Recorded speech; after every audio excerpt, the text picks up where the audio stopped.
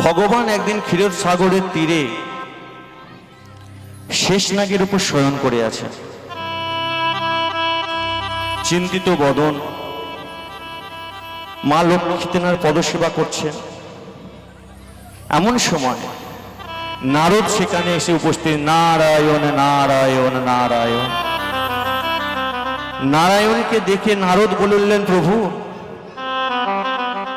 তুমি যিনি জগতের চিন্তাকে হরণ করো, জগৎকে যিনি সুখ দান করে থাকো, জগতের দুঃখে যিনি দুঃখী, জগতের প্রত্যেকটা জীবের প্রত্যেকটা কীট, প্রত্যেকটা পতঙ্গ, গাছ, গুল্ম, লতা সমস্ত কিছুর মঙ্গলের চিন্তা যার বদনে থাকে, যেই মদনের দিকে একবার তাকালে নিজের দেহের সমস্ত ক্লান্তি, দুঃখ, কষ্ট দূর হয়ে যায়। আমার বারে বার একটা মনের মধ্যে প্রশ্ন জাগে, প্রভু যদি দয়া করে উত্তরটা দাও। এখন ভগবান বলছে, নারদ, লোকে বলে ভক্ত আমার মাতা পিতা, ভক্ত আমার গুরু। ভক্ত তো শুধু আমি ভক্ত হিসাবে দেখে না, ভক্তকে দরকার পড়লে আমি বাবাও বলি, ভক্তকে দরকার পড়লে আমি মাও বলি। তো তুমি সেই ভক্ত, পরম ভক্ত, আমার খুব কাছের লোক। তুমি আমাকে একটা প্রশ্ন করবে বলছো, আমি সে উত্তর দেবো না? বলো তোমার মনে কি প্রশ্ন? না প্রভু, তোমাকে আমি সবসময় দেখি শেষনাগের উপর শয়ন করে থাকো, তা তোমার যদি ঘুম পায়, কষ্ট হয়, তুমি ভালোভাবে শুতে পারো? তোমার সবসময় শেষনাগের উপর শুয়ে চিন্তার হাতটা গালে দিয়ে তুমি এত কি ভাবো? তোমার দেহটা এখানে পড়ে থাকে ঠিক, কিন্তু তোমার মনটা তো এখানে থাকে না। আজকে আমার বড় জানতে ইচ্ছা করছে যে প্রভু তুমি থাকো কোথায়? ভগবান সাথে সাথে মুচকি হেসে বলছে, নারদ, এটা মর্তের যদি কোনো বাসী হতো, মর্তবাসী হতো, সংসারী লোক হতো, সে যদি আমায় এই প্রশ্ন করত যে প্রভু তুমি থাকো কোথায়, সেটা মানাতো। তুমি আমার এত কাছের লোক হয়েও তুমি জানো না যে আমি থাকি কোথায়? আমার বড় সাথ হয়েছে প্রভু। আমি যে নারায়ণ নারায়ণ করে সারা দিবারাত্রি রাস্তায় ঘোরাফেরা করি, সেই নারায়ণকে যখন আমি শেষনাগের উপর শয়ন করতে ঘুমন্ত অবস্থায় দেখি যে আমার প্রভু এখানে আছে, কিন্তু আমার প্রভুর মনটা পড়ে আছে অন্য কোনো ভক্তের কাছে। আমার নিজের প্রতি তখন রাগ হয়, ঘৃণা হয়, দুঃখ হয় যে আমি এত ভগবানের চরণে সেবা করি, কিন্তু ভগবান আমার প্রতি প্রসন্ন নয়। তিনি কি কখনো আমাকে তার সমস্ত দেহ নিয়ে মন প্রাণ এক করে আমার সামনে হাজির হবেন না? সত্যি করে বলো প্রভু, তুমি কোথায় থাকো? জানতে চাও? শোনো, শোনো নারা। নাহাং তিষ্ঠামি বৈকুণ্ঠে, বৈকুণ্ঠে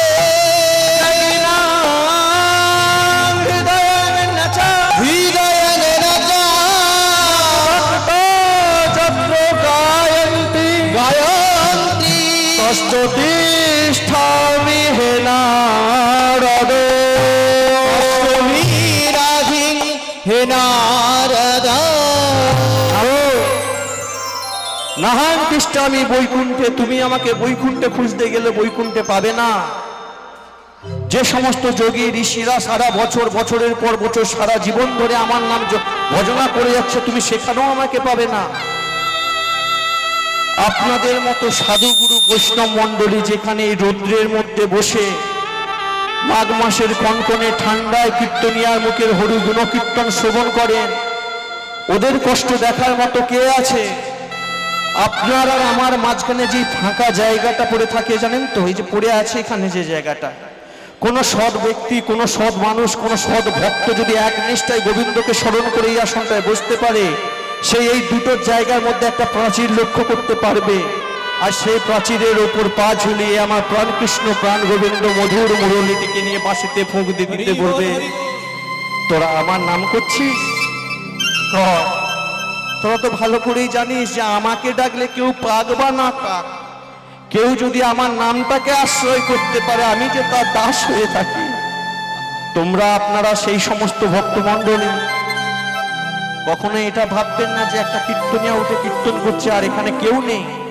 কীর্তনিয়ার ক্ষমতা কতটুকু যে আপনাদের মতো তত্ত্বদর্শিতা ভক্তদেরকে আসলে দাঁড়িয়ে দু চারটে বড় বড় কথা বলে যাবে?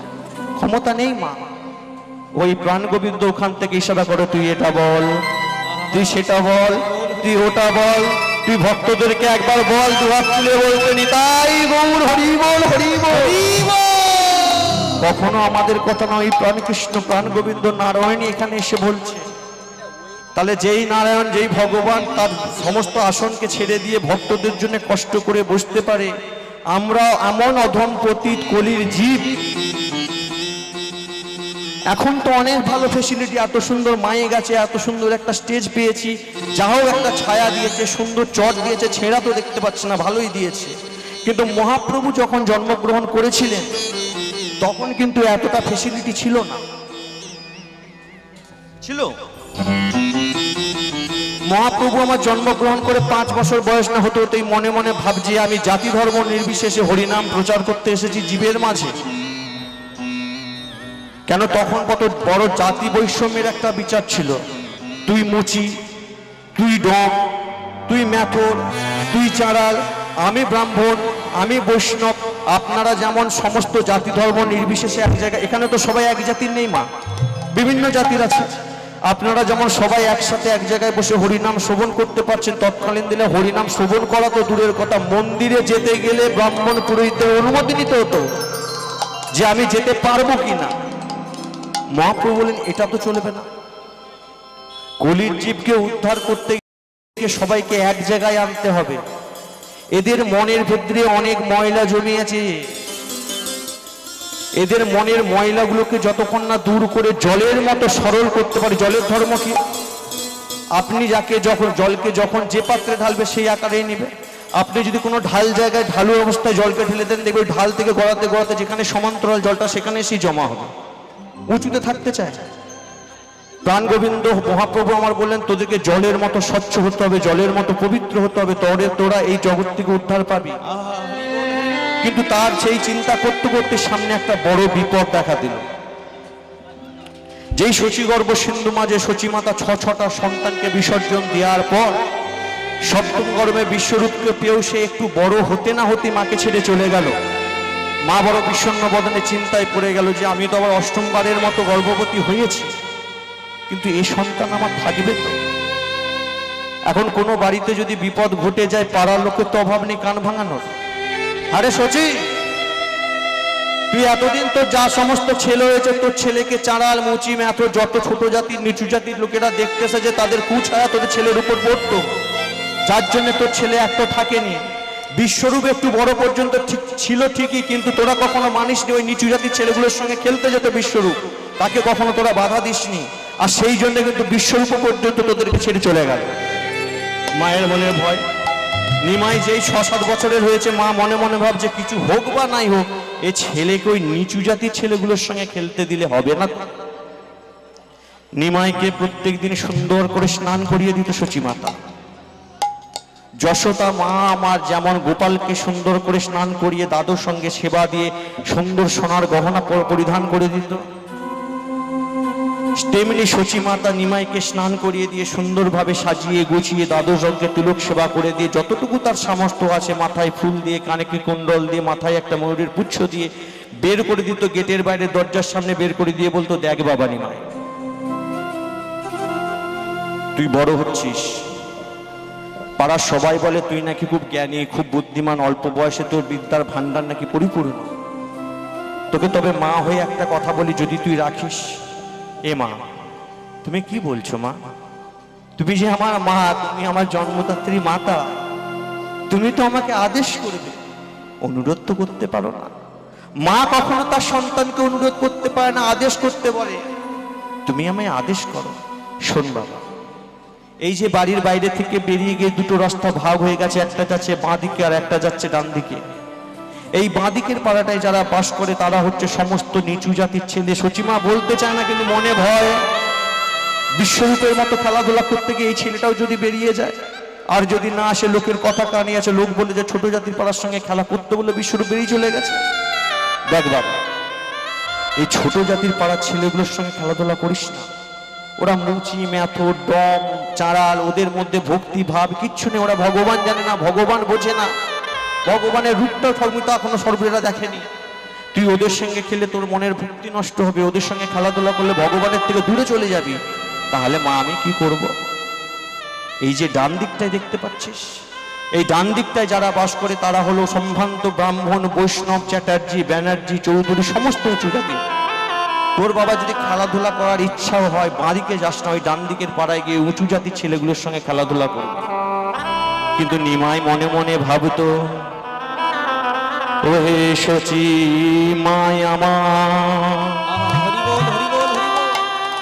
আমি যে জাতি ধর্ম নির্বিশেষে হরিনাম প্রচার করতে এলাম, প্রচার করতে অহংকার বিনাশ করে সবাইকে উদ্ধার করতে এলাম। তুমি আমার জন্মদাত্রী মা হয়ে সেই অহংকারের সিংহাসনে বসে আছো, বসে তবে শোনো মা, তোমাকে যদি না আমি অহংকারের সিংহাসন থেকে নিচে নামাতে পারি, তোমাকে না নিচে নামিয়ে যদি আমি কলির জীবকে শিক্ষা দিতে যাই, ওহে কলির জীব, তোমরা জাতি ধর্ম নির্বিশেষে জাতের অহংকার ছেড়ে দিয়ে সবাই একসাথে হরিগুণ কীর্তন করো, হরি নাম করো, তাহলে তো কলির জীব আমাকে বলবো, ওহে নদের চার নিমাই, তুমি তোমার ঘরটাকে আগে ঠিক করলে না, ঘর না ঠিক করে তোমার মাকে না ঠিক করে তুমি আমাদেরকে জ্ঞান দিতে এসেছো। কলির জীব এ কথা বলবে না? আপনার বাড়ির ছেলে যদি পাশের বাড়ি কোনো ছেলের সঙ্গে মারপিট করে, দাঙ্গা করে, তখন আপনি কি করবেন? নিজের ছেলেটাকে টেনে ঘরে নিয়ে আসবেন। যদি নিজের ছেলেটাকে টেনে ঘরে না নিয়ে আসেন, আপনার ছেলেকে যেমন অবস্থা ছেড়ে দিয়ে পরের ছেলেকে যদি কিছু বলতে চান, তার মা কি বলবে? তোমাকে বেশি বড় বড় কথা বলতে হবে না, আমার ছেলে এরকমই করবে, তুমি তোমার আগে ঘর ঠিক করো, সেটা বলবে। নিমাই আমার মনে মনে ভাবলো,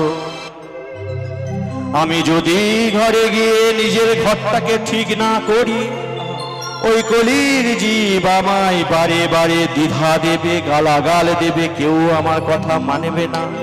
তাহলে আগে আমাকে আমার মায়ের অহংকারটাকে ভাঙতে হবে। মা বেশ, তুমি আমার মা, তুমি আমাকে আদেশ করেছো, তুমি আমাকে ছোট জাতির পাড়ায় যেতে বারণ করেছো, তাহলে যাব না, আমি ডান দিকেই যাব। কিন্তু মনে মনে তো অন্য কিছু। এখন নিমাই হচ্ছে ছোট্টবেলায় খুব দুরন্ত ছিল। আমার আপনার ছেলেরা কিরকম দুরন্ত? দুরন্ত মানে এটা নয় যে বাঁশ বাগানের কোণে গিয়ে দুটো বিড়ি ফুঁকবো। দুরন্ত মানে এটা নয় পূজা অর্চনা গেলে প্যান্ডেলের পেছনে গিয়ে দুটো গ্লাস ঢালবো, এই দুরন্ত নয়। নিমায়ের দুরন্তপনা কেমন ছিল? নবদ্বীপের মাটিতে যত নাগরীরা ছিলেন, মানে মহিলারা যারা ছিলেন, ইয়াং যে মহিলারা ছিলেন, যে সমস্ত মায়েরা ছিলেন, আপনারা শিবরাত্রির বার করেন তো, শিবের মাথায় জল ঢালেন শিবের মতো বর পাওয়ার জন্য তো। এবার ওই নবদ্বীপের মেয়েরা যখন শিবের মাথায় জল ঢালতো শিবের মতো বর পাওয়ার জন্য, নিমাই কি করছে? শিবলিঙ্গটাকে সরিয়ে দিত, সরিয়ে দিয়ে শিবলিঙ্গের উপরে বসে পড়তো। বসে পড়তো, ওহে নাগরী শোনো শোনো শোনো, ওই পাথরের উপর জল ঢেলে তোমরা কি করবে? তোমরা আমার মাথায় জল ঢালো। নাগরীরা বলে, তুই একটা বাচ্চা ছেলে, তোর মাথায় জল ঢাললে আমরা কি পাবো? কেন? শিবের মতো বর পাবি। আরে তোর মাথায় জল, দাঁড়া, তোর বড্ড বার বেড়েছে, আমি সচিমার কাছে। এইরকম দুরন্তপনা। আর যদি না ঢালি জল, বলছি শিবের মতো জল যদি আমার মাথায় ঢালো শিবের মতো বর পাবে, কথাটা ঠিক। যদি না জল ঢালো তাতেও তুমি শিবের মতো বর পাবে, তবে শিবের ভালো গুণগুলো তোমরা পাবে না, শিবের যে আদার্স গুণগুলো আছে সেগুলো পাবে। কত লোক তো শিবের মাথায় জল ঢালে, ইয়াং মেয়েরা, বৌদিরা, মায়েরা, কেউ তো শিবের মাথায় জল ঢালতে ছাড়ে না। কিন্তু হাত তুলে বলুন তো, কটা স্বামী আছে শিবের মতো? হ্যাঁ, সবাই বলবে শিবের মতো, কেউ বলবে শিবের মতো বৈষ্ণব, কেউ বলবে শিবের মতো একটু খায়, কেউ বলবে শিবের মতো একটু ঢালে। সবই শিবের মতো, কিন্তু সব তো শিবের নয়। আমাদের মতো কিছু কীর্তনিয়ারা, এক শ্রেণীর ব্রাহ্মণেরা নিজেদের কামনা বাসনাকে চরিতার্থ করার জন্য, আমাদের মতো কীর্তনিয়ারা কিছু মিষ্টি মিষ্টি কথা বলে পয়সাটাকে বাড়ানোর জন্য শিবের নামে মিথ্যে দুর্নাম করে। হ্যাঁ গো মা, শিব গাঁজা খায়? শিব কখনো গাঁজা খায়? একজন বৈষ্ণব হয়ে যদি গাঁজা খেতে পারে, তাহলে তাকে দেখে যে সমস্ত বৈষ্ণবেরা রাস্তায় ঘোরাফেরা করবে, তারা কি করবে? শিব কখনো গাঁজা খায় না। আমাদের মতো কিছু মূর্খ কীর্তনিয়ারা ভালোভাবে না বুঝে, শিবকে না জেনে, শিবের মাহাত্ম্যকে না জেনে, আমরা খালি লেকচার মেরে মেরে আসলে চলে যাই। শিব গাঁজা খায়, শিবরাত্রির দিন গাঁজা দিতে হয়, মা কালীর পূজা করলে সুরা মানে মদের বোতল একটা দিতে হয়। ব্রাহ্মণ, আমাদের ওখানে শিব কালী পুজো হচ্ছে, ব্রাহ্মণ ঠাকুর পুজো করতে এসেছে, পুজোর ফর্দ ধরে বলছে সব ঠিক আছে। হ্যাঁ রে, বোতলটা কোথায় গেল? আমি বোতল কি হবে গো? না লিখে দিয়েছিলাম একটা, কি বলে ওটা, কি বলে রে, ওই কি মাঝেটা কি বলে জানা আছে? রাম রাম। না আমি জানি, একটু অভিনয় করছি, নাহলে আপনারা আমাকে খারাপ ভাবতে পারেন যে ছেলেটা হয়তো এত সৎ নাকি। না মা, আমি এত সৎ নয়, আমি একটু খচরা। ওই যে 375 একটা লিখে দিয়েছে, 375 একটা দিবি। মা খেতে ভালোবাসে, এখন সব ফর্দ তো দিয়েছি, যখন 375টা দিন বামুন ঠাকুর বলছে হ্যাঁ রে মায়ের আসল জিনিসটাই তোরা দিসনি, 375টা গেল কোথায়? আমি বলছি ওটা কি লাগবেই? বলছে হ্যাঁ মাসুরা খেতে ভালোবাসে। বেশ, এখন ব্রাহ্মণ পুরোহিতের উপর তো কথা বলতে পারবো না। পুজো যখন হয়ে গেল, সব প্রসাদ সবাইকে বিতরণ হয়ে গেল, 375 আমি খুঁজে পাইনি। আমি ঠাকুর মশাই 375 গেল কোথায়? যে তোরা সব প্রসাদগুলো নিয়েছিস, আমার জন্য তো প্রসাদ রাখি, 375 টাকা আমি প্রসাদ হিসেবে ঘরে নিয়ে যাই খাবো। মানে এইসব ভক্তি আমাদের মধ্যে চলে এসেছে, কিন্তু এইগুলো কি আদৌ হয় গো? নিমাই তাই মনে মনে হয় যে মা তুমি যাও, আমাকে তো বারণ করলে, কিন্তু আমাকে তো কলির জীব উদ্ধার করতে হবে। এবার দুরন্ত নিমাই কি করতো, মা যখন গেটের সামনে ছেড়ে দিয়ে যেত, এক পা করে এগোতো আর একটু করে পিছনে করে তাকাতো। মানে আপনার বাড়ির ছেলেকে স্কুলে পাঠাচ্ছে, স্কুল আছে ডান দিকে, বাঁ দিকে ভালো লজেন্সের বেশ আইসক্রিম টাইসক্রিমের দোকান আছে, আপনি বারে বারে বলে দিয়েছেন খোকা তো ঠান্ডা লেগেছে, আজকে যাবি সোজা স্কুলে যাবি, আইসক্রিম টাইসক্রিম একদম খাবি না, যদি খাস খুব মারবা। এবার ছেলের হাতে পয়সা আছে, মা বারণ করে দিয়েছে যে তুই যা চকলেট খাবি, মুড়ি কিনে খাবি, লজেন্স কিনে খাবি, চানা মুড়ি খাবি, ফুচকা খাবি, কিন্তু আইসক্রিমটা খাবি না। কিন্তু ছেলের তো নেশা, আমি আইসক্রিম খাবো, সে আইসক্রিম ছাড়া কিছু বোঝে না। মা লক্ষ্য রেখেছে ছেলে কোন দিকে যাচ্ছে, ডান দিকে যাচ্ছে না আইসক্রিমের দোকানে যাচ্ছে। ছেলে এক পা দু পা করে এগোচ্ছে, পেছনে ঘুরে দেখছে মা আমাকে দেখছে কিনা। যতক্ষণ দেখতে পাচ্ছে যে মা মোড়ে দাঁড়িয়ে আমাকে দেখছে, ওই দেখানোর জন্য ডান দিকে যাচ্ছে। মা তুমি যাও না, আমি যাব না, আমি স্কুলেই যাচ্ছি বলে স্কুলের দিকে চলে গেল। যেই দেখেছে মা ঘর ঢুকে গেছে, সঙ্গে সঙ্গে মেয়েকে সময় নেবে না, কাকু একটা আইসক্রিম দাও দিয়ে আইসক্রিমটাকে জামার তলায় লুকিয়ে নিয়ে আবার স্কুলে ঢুকে যায়। মানে সে আইসক্রিম খাবে, আটকাতে পারবে না। নিমায়ও সেই রকম, মাকে দেখানোর জন্য যাচ্ছ তো বড় লোকের পাড়ায়, অপেক্ষা করছে মা কখন রন্ধনশালায় ঢুকবে, ঢুকিয়ে গিয়ে গোবিন্দর জন্য ভোগ নিবেদন, ভোগ রন্ধন করতে বসবে। সেই সুযোগে আমি ছুটে চলে যাব ছোট জাতির পাড়ার কাছে। যেই না ঘুরে দেখলো সচিমার পেছনে নেই, অমনি পাগল নিমাই আমার ওই ছোট জাতির পাড়ার দিকে উন্মাদের মতো ছুটে ছুটে চলেছে। আর ছুটে ছুটে যেতে যেতে ওই নিচু জাতির পাড়ার কাছে দাঁড়িয়ে, মা যেহেতু বারণ করেছে, মায়ের কথা পুরোপুরি না ফেলার জন্য ওই পাড়ার মধ্যে ঢুকছে না। ওই পাড়ার সামনেটায় দাঁড়িয়ে তার যে প্রিয় সখাগুলো ছিল, নিচু জাতির ছেলেগুলো, তাদের নাম ধরে ডাকছে, বলা দুলা গোপীরে আয় না ভাই, আজ 2-3টে দিন বাড়ির ভয়ে তোদের সঙ্গে খেলাধুলা করতে পারি, আমার মনটা আজকে বড় ব্যাকুল হচ্ছে তোদের সাথে একটু খেলা করার জন্য, তোরা আর ঘরে থাকিস না, আয় না ভাই আয় না। এবার ভাবুন, যেই ভগবান বৃন্দাবনের মাটিতে দাঁড়িয়ে, কদম্ব বৃক্ষের নিচে বা যমুনার তটে দাঁড়িয়ে মধুর মুরলিটিকে নিয়ে একবার ফুঁকে দিত, ওই একটা বাঁশির সুরে ব্রজগোপী যত ললনা ছিল, শ্রীমতী রাধা রানী যত নবলক্ষ ধনু যা ছিল, ওই একটা বাঁশির সুর শুনে কেউ ঘরে থাকতো না। কারো কাপড় যায়, দেহ থেকে কাপড় চলে যাচ্ছে, কারো আলতা মাথায় পড়ে ফেলছে, কারো হুঁশ নেই। কৃষ্ণ মাঝিয়েছি বাঁশি, কৃষ্ণ আমাদেরকে ডাকছে, কৃষ্ণ অপেক্ষা করছে, আমাদেরকে যেতে হবে। ওই একটা বাঁশির সুরে যদি সেই ব্রজগোপীরা ছুটে চলে যায়, ভাবুন দেখিনি সেই কৃষ্ণ রাধা কৃষ্ণ দুই তনু এক হয়ে যদি আজকে নিজস্ব কণ্ঠস্বরে কাউকে ডাকে, সে কি মা ঘরে থাকতে পারবে? আর যেই না বলায় বলে ডেকেছে, যতই নিচু জাতির ছেলেগুলো ছিল নিমার সঙ্গে যারা খেলাধুলা করত, উন্মাদের মতো ছুটে এসে বলতো, ভাই নিমাই তুই কেন ডাকিস ভাই আমাদের? তুই কি জানিস না তোরা ব্রাহ্মণ, তোরা উঁচু জাতির ছেলে, আমরা নিচু জাতির ছেলে, আমাদের সঙ্গে তোর খেলার কোনো অধিকার নেই। জানিস তো নিমাই, দুদিন তোর সাথে খেলাধুলা করতে গিয়েছিলাম বলে আমাদের বাড়িতে এসে কি মার নাই মারলো। দেখ নিমাই, দেখ আমাদের পৃষ্ঠদেশটা দেখ। নিমাই সঙ্গে সঙ্গে ওই ছেলেদের পৃষ্ঠদেশগুলোকে দেখে চমকে উঠত। ওকে, যেই হরি নামে মানুষ উদ্ধার হবে, যেই হরি নাম করে আমি জীবকে উদ্ধার করব, কলির সমস্ত জীবকে উদ্ধার করব, তোরা আমার সাথে সেই হরি নামের খেলা খেলেছিস বলে তোদের উপরে এত অত্যাচার? না, অনেক হয়েছে, আর নয়।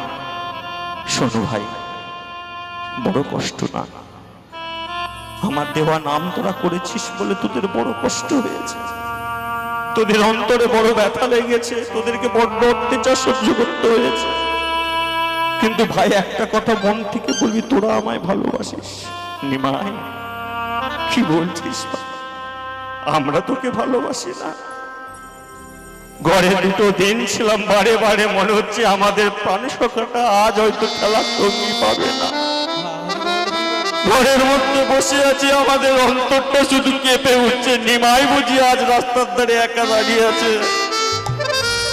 আমাদের মাতারা আমাকে সেবা দিত, আমাদের সেবায় মন বসতো না। মুখে যখনই দুটো অন্ন তুলতে যেতাম মনে হতো এই প্রসাদ যদি নিমাইয়ের মুখে আমরা একটু দিতে পারতাম।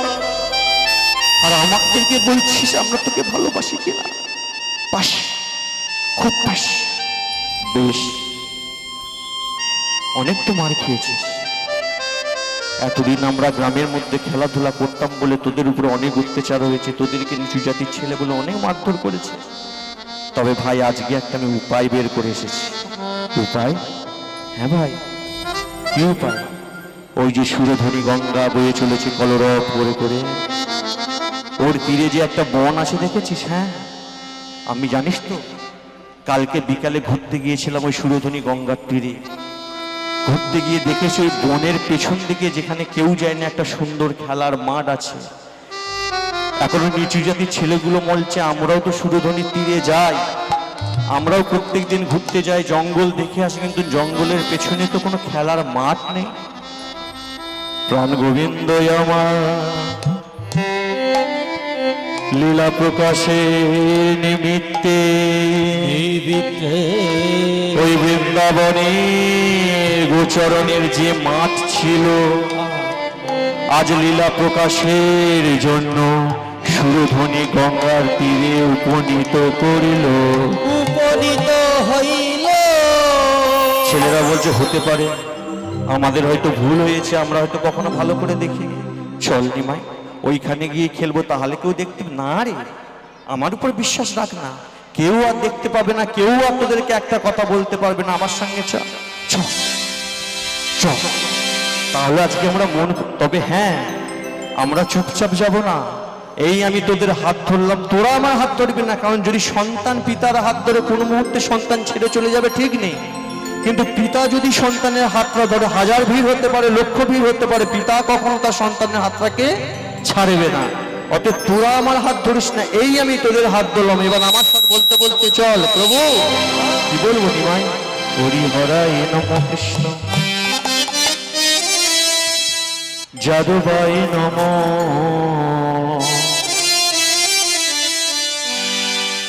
যাদবাই মাধবাই, কেশবাই নম। হরি হরায় নম কৃষ্ণ, যাদবায় নম, যাদবায় মাধবায়, কেশবায় নম। হরি হরায় নম কৃষ্ণ, যাদবায় নম, যাদবায় মাধবায়, কেশবায় নম। হরি হরায় নম কৃষ্ণ, যাদবায় নম, যাদবায় মাধবায়, কেশবায় নম। গোপাল গোবিন্দ নাম শ্রীমধুসূদন, গিরিধারী গোপীনাথ মদন মোহন। গোপাল গোবিন্দ নাম শ্রীমধুসূদন, গিরিধারী গোপীনাথ বল আমার সাথে বল।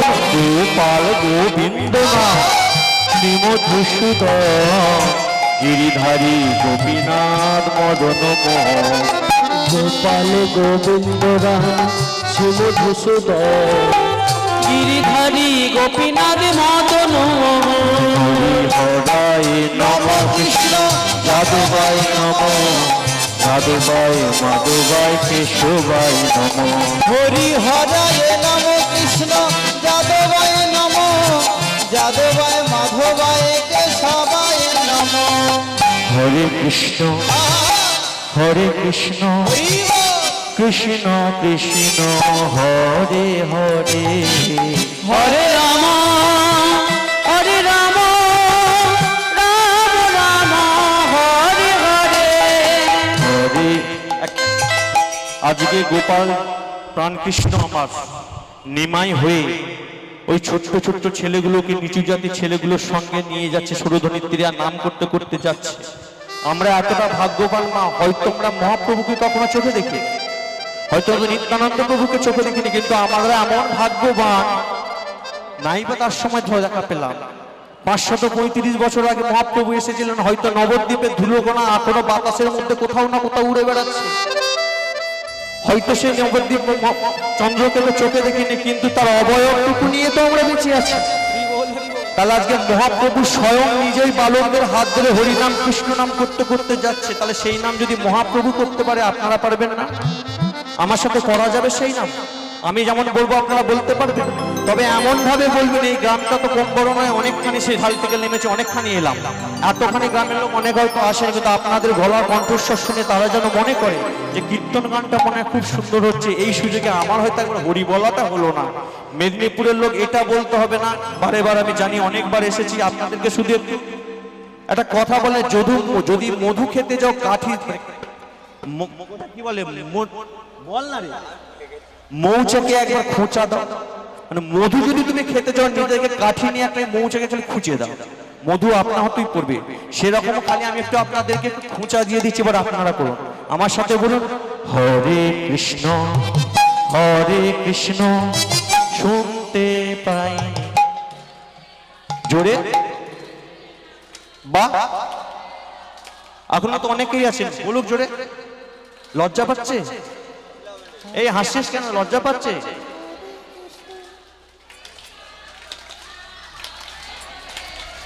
আপনারা এত সুন্দর করছেন, এই কমিটির দাদারাকে আগে দেখেন, তোমরা বেকার কেন পয়সা দিয়ে আমাকে আনতে গেলে? এত সুন্দর তালে মায়েরা করছে, এনাদেরকে তো আসলে তুলে দিলে ফুরিয়ে যেত, বেকার পয়সাটা তো বেঁচে যেত। যাই হোক, এবার সবাই মিলে একসাথে হরে কৃষ্ণ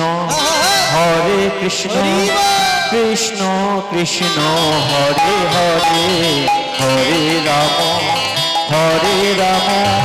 রাম রাম হরে হরে, হরে কৃষ্ণ কৃষ্ণ কৃষ্ণ হরে হরে, হরে রাম রাম রাম হরে হরে। এবার যে নামটা সবাই মুখে বলে করা গেল, এবার করে করতালি দিয়ে করা যাবে কি? কে কে করবেন একটু হাত তুলুন তো, বাকিগুলো কি করবেন না? শুধুমাত্র প্রসাদ পেলে জীবনের উন্নতি হবে না, পেটটাই ভরবে। আচ্ছা, এত জায়গায় তো হরিনাম হয়, কমিটি সবসময় প্রসাদের সঙ্গে একটু গানের ব্যবস্থা, মানে কীর্তনের ব্যবস্থা কেন করেন জানেন? না বুঝে প্রসাদ খেলে সেটা খাওয়া হয়, আর কীর্তন গান শুনে কীর্তন বুঝে মহাপ্রভুকে চিনে নিয়ে যারা প্রসাদ পেতে যায় তাদের পাওয়া হয়। যারা প্রসাদ খায় তারা আজকে খাবে, কালকে পেট খারাপ করবে। যারা প্রসাদ পাবে তাদের ইহ জন্ম নয় পর জন্ম পর্যন্ত সুধরে যাবে। নিতাই গৌর হরি বল, হরি বল, সবাই মিলে হরে কৃষ্ণ। তাহলে যেই নামটা আমরা করে করতালি দিয়ে করলাম, এবার সবাই মিলে উচ্চ স্বরে করবো, একটু হাতে তালি দিয়ে করে করতালি দিয়ে ভালোভাবে করা যাবে তো? হরে কৃষ্ণ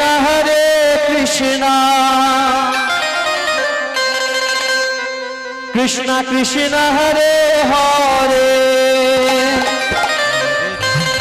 হরে রাম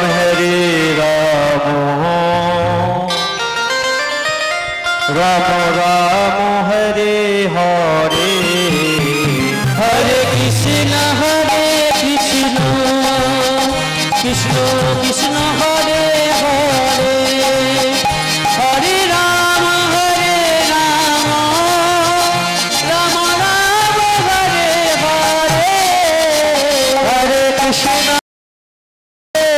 কৃষ্ণ কৃষ্ণ কৃষ্ণ হরে হরে, হরে রাম রাম রাম হরে হরে, হরে কৃষ্ণ কৃষ্ণ কৃষ্ণ হরে হরে, হরে রাম রাম রাম হরে হরে, হরে কৃষ্ণ কৃষ্ণ কৃষ্ণ হরে হরে, হরে রাম রাম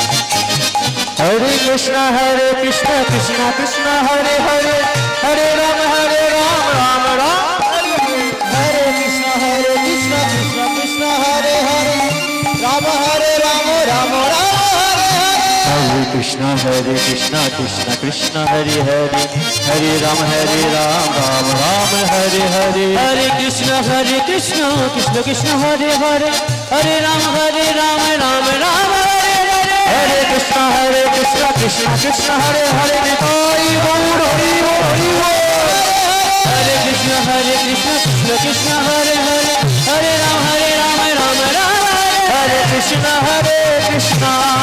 कृष्ण कृष्ण हरे हरे हरे राम राम राम हरे हरे हरे कृष्ण कृष्ण कृष्ण हरे हरे हरे राम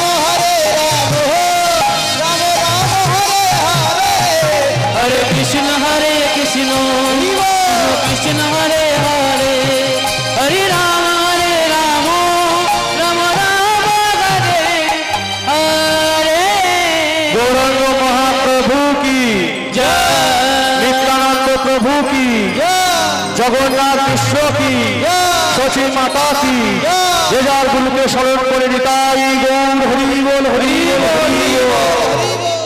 এইভাবে একের পর এক মায়ের অহংকারকে শেষ করে তারপর প্রতি জীবের দাঁড়িয়ে দাঁড়িয়ে গিয়ে মহাপ্রভু হরিনাম প্রদান করেছে। তবে এখন তো আমরা গৌরাঙ্গ মহাপ্রভু মাহাত্ম্য শুনলাম, কিন্তু একটু আগে যে বলেছে আজকে যে লীলা শোনাবো বলেছিলেন, লীলা মনে আছে কি নাম? কি নাম বলুন তো? হ্যাঁ, দীঘার পরে কুমির উঠেছে।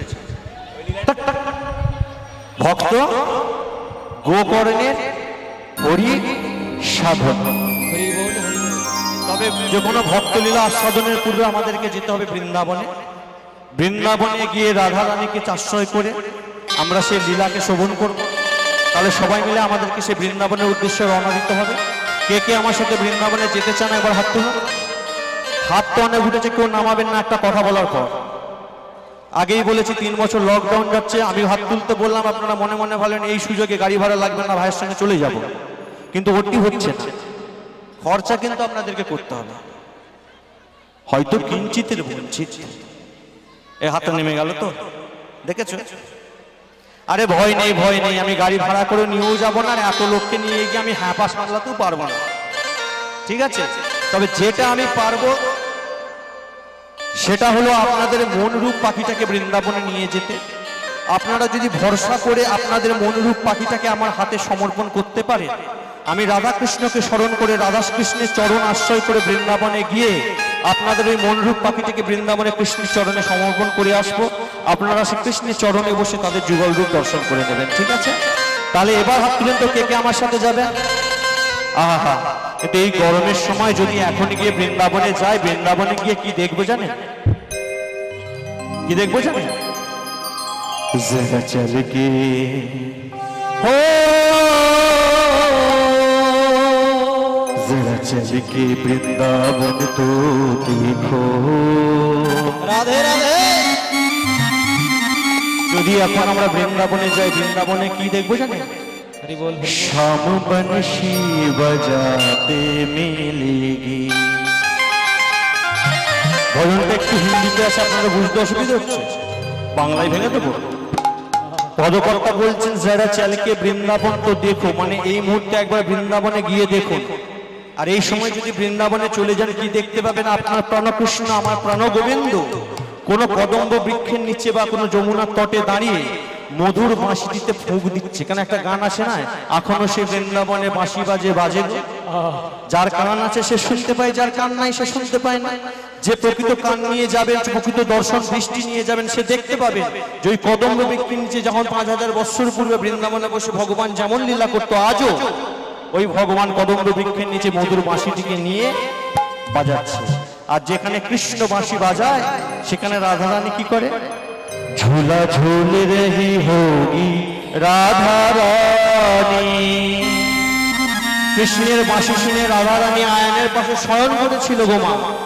যেই না কৃষ্ণ বাঁশিতে ফুঁক দিয়েছে, আয়ানকে ছেড়ে দিয়ে এসে ওই কদম্ব বৃক্ষেতে যে দলাটা ছিল, ওই দোলায় দোলায় বসে রাধা রানী দোল কাচ্ছে আর কৃষ্ণের বাঁশির সুরটাকে উপভোগ করছে। ঝুলা ঝুল রহি হোগি রাধা রানী। আর রাধা রানী যেই না ভাই দোলনায় দাঁড়িয়ে দোল খাচ্ছে, রানী কৃষ্ণ বাঁশিটাকে রেখে দিয়ে সব ঝোলা ঝুলাতে মিলেগি। সেই দেশটি নিয়ে, সেই ভালোবাসা নিয়ে, সেই আন্তরিকতা নিয়ে যদি গিয়ে দেখি রাধা রানী ওই কদম্ব বৃক্ষের নিচে দোল কাচ্ছে, কথাটা ঠিক। আর আমার প্রাণ কৃষ্ণ রাধা রানীর পেছনটাতে দাঁড়িয়ে রাধা রানীকে সুন্দর দোল খাওয়াচ্ছে।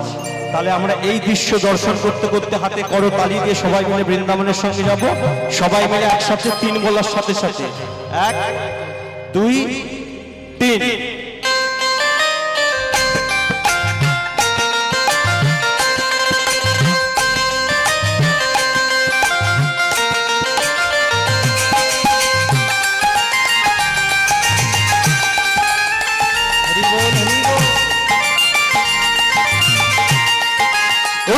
সবাই মিলে আরো জোরে হবে। মেদিনীপুরে মাঝে তোমরা বলতে লাগে না, জোরে হবে।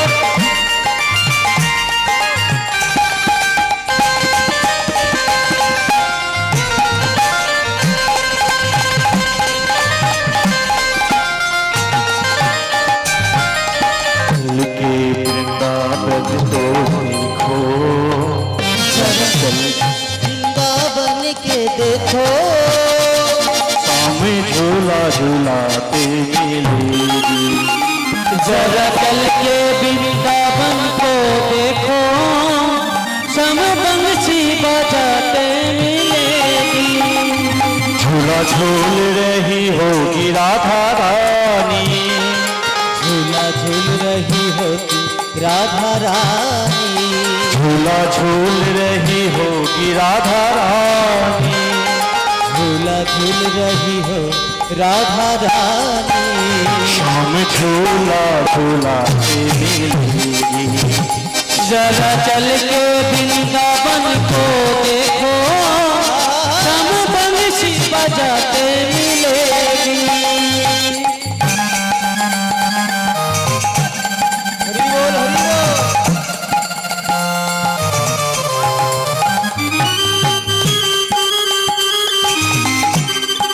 হাতগুলো করে উঠুন, আমি নামিয়েছি বলে আপনারা নামিয়েছেন, আমি তুললাম। বলুন সবাই।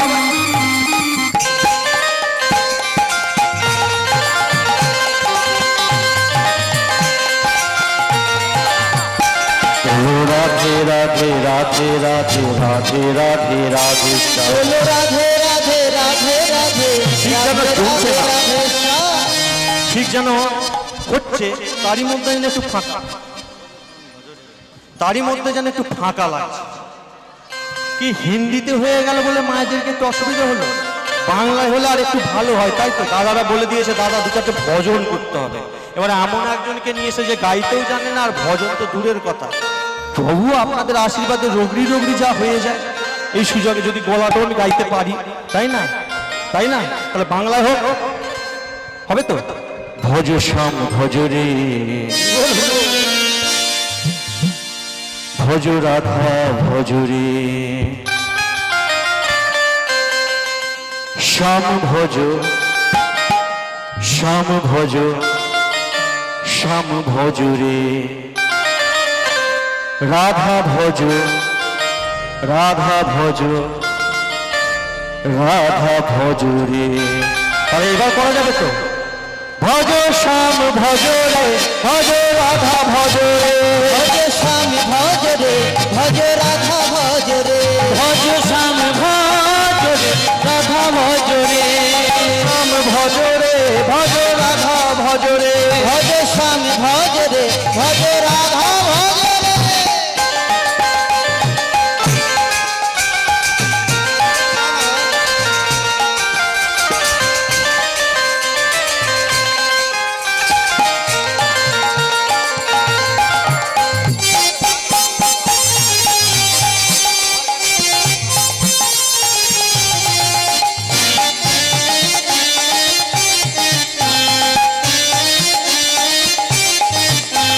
वृंदावन में राधा राधा, दिल में राधा रानी, वृंदावन में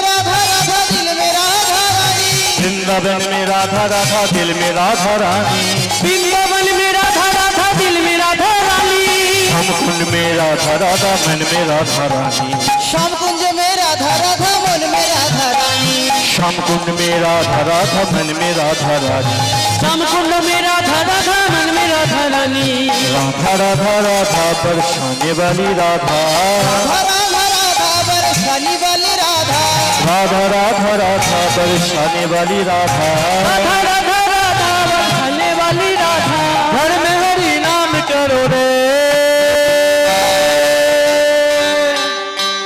সবাই মিলে বলে জয় রাধে শ্রী রাধে জয় রাধে, জয় রাধে শ্রী রাধে জয় রাধে, जय राधे श्री राधे जय राधे, जय राधे श्री राधे जय राधे, जय राधे श्री राधे जय राधे, जय राधे श्री राधे जय राधे, जय राधे श्री राधे जय राधे, जय राधे श्री राधे जय राधे, भज श्याम भज रे भज राधा भज रे, भज श्याम भज रे भज राधा भज रे, भज श्याम भज रे भज राधा भज रे, भज श्याम भज रे भज राधा भज रे, श्याम भज रे भज राधा हरि बोल हरि बोल हरि बोल। भज रे, बोलो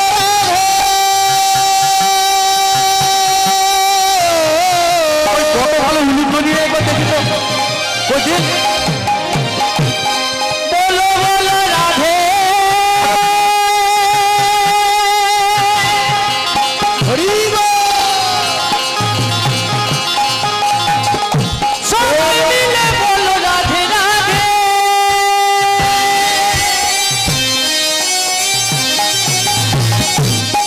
बोलो राधे राधे राधे राधे,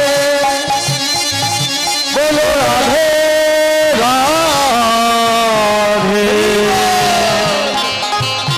बोलो राधे भज श्याम भज रे भज राधा भज रे, भज श्याम भज रे भज राधा भज रे, भज श्याम भज रे भज राधा भज रे, भज श्याम भज रे भज राधा भज वृंदावन धाम की जय हो, बरसाने वाली की जय हो, राधा रानी की, जय भगवान श्री कृष्ण की। जय हो। तो बेश